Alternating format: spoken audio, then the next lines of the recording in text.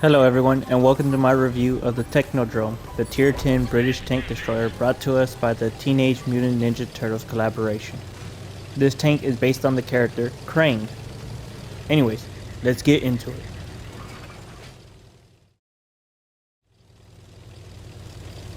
So the Technodrome has something interesting going on with its ammunition. All three rounds have the same pin, but have different reload times and damage. Now check this out. Despite the different damage and reload times, they all equate to the same DPM, 2610. Isn't that something? Anyways, so for the first round, it deals 500 damage and has a reload of 11.5 seconds. For the second round, it deals 630 damage with a 14.5 second reload. And finally, for its third round, it deals 250 damage with a 5.75 second reload. Now something to note. All of these rounds are considered lasers, but in-game classified as armor piercing. Now normally armor piercing has a shell normalization of 5 degrees, but to make these lasers different, they have a shell normalization of 2 degrees. If you're not familiar with this term, it basically means that when a shell hits an armor plate, the shell starts to dig into the armor, lowering the effective angle by the amount of normalization. Now it is typical that armor piercing has a normalization of 5 degrees. APCR, APDS, APFSDS, and all other similar types of ammo have a normalization of 2 degrees. And finally, heat and high explosive do not have any normalization. Now this is usually the case, but it is not always the case. I recommend looking at the shell stats page to know if your tank follows this rule or not. And that's today's lesson. The more you know.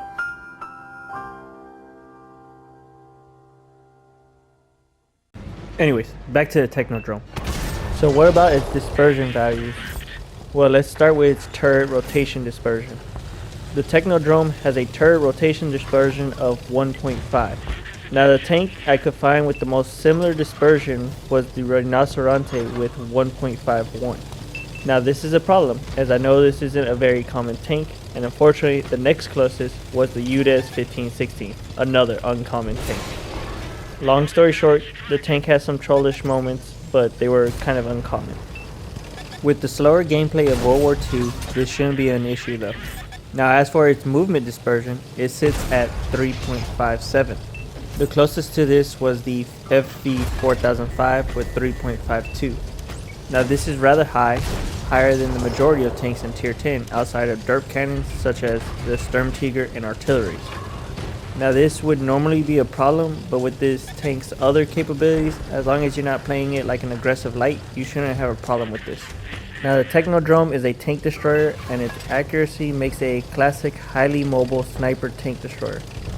With an accuracy of 0.25, it's even better than the most accurate tank destroyer, the Gorilla 15, which has an accuracy of 0.27. This is rather insane because it also has much better camo too. And you know what's the even crazier part? Its shell velocity is higher too. This further proves that this tank is a sniper tank. Now the only thing about this tank's cannon's capabilities that I found truly annoying was the gun elevation.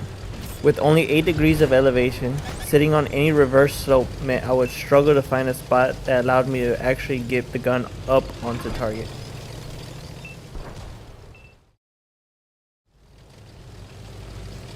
Now as for its mobility, the Technodrome has a forward speed of 65 kilometers per hour.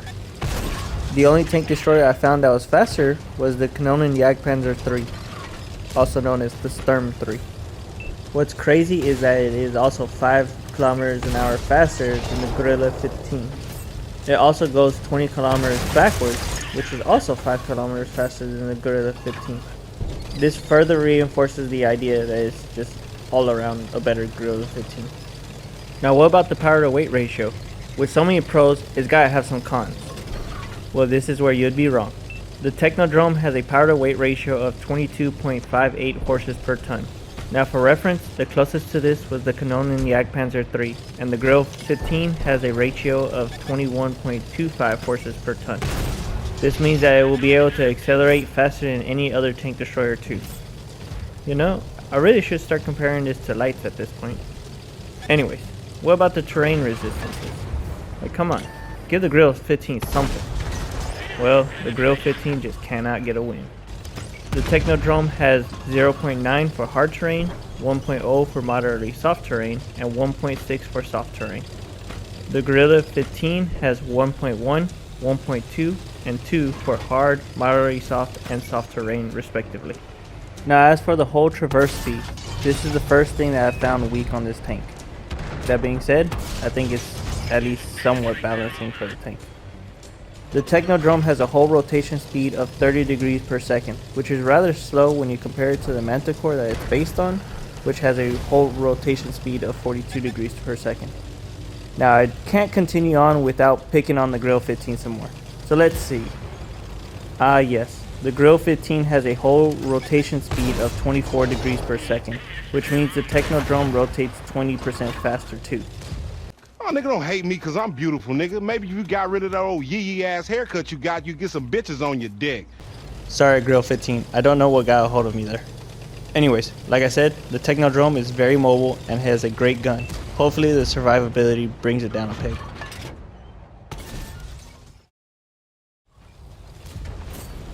So the Technodrome is a highly mobile sniping tank destroyer. So obviously it's got weak armor, right? Right? Well, for once, you're right. Ha! I almost tricked you. With the thickest part of its armor only being 85mm thick and the majority of the turret being only 40mm thick, the Technodrome isn't blocking any shots. If it wants any chance of surviving, it's going to need to utilize its camo. With a stationary camo rating of 27.1%, that's 328 meters for those who prefer seeing it that way, you're fairly sneaky. Now I was running a full camo build, so I was able to get my stationary camo up to 46.6%, that's 240 meters. With my knowledge of bush mechanics, it made me practically invisible until the enemy was right on top of me. Pause. Now normally it has a moving camo rating of 16.6%, that's 375 meters, but I personally got mine down to 42.4%, that's 259 meters. This meant that I was able to move freely throughout the map without really having to worry about being outspotted, so long as the target hadn't fully mastered bush mechanics. Now one thing to note was that since it had no armor, if you ran across a vigilante, that vigilante would basically become Batman and you're just a henchman. Hey man, I think you got him. You want what he's having? No. That's what I thought. Justice for Gotham! And while you might be faster than a grill, you're not faster than 3,000 rounds coming at you, so I suggest you avoid them at all costs. Anyways, to summarize this section, remember the onion of protection. Don't be seen. If you are seen, don't be acquired. If you're acquired, don't be hit. Relying on your armor as your first line of defense is just going to lead to failure after failure after failure.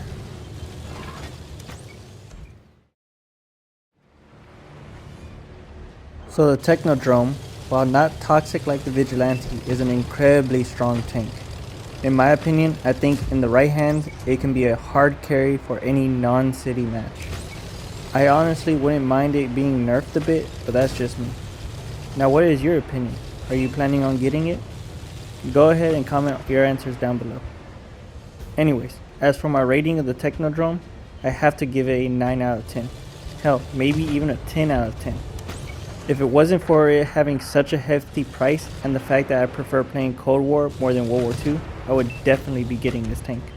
Anyways, I think that's about it for my review of the Technodrome. If you think I missed something or got something wrong, let me know. Also, like always, I'll have my gameplay here in a second.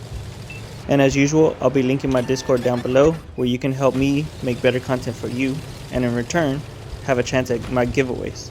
No real action needed, but your input would be greatly appreciated. I will also be linking my Twitch channel as I'm starting to stream there more. Anyways, that's all for now. Good luck out there and I'll see you on the battlefield. Death out.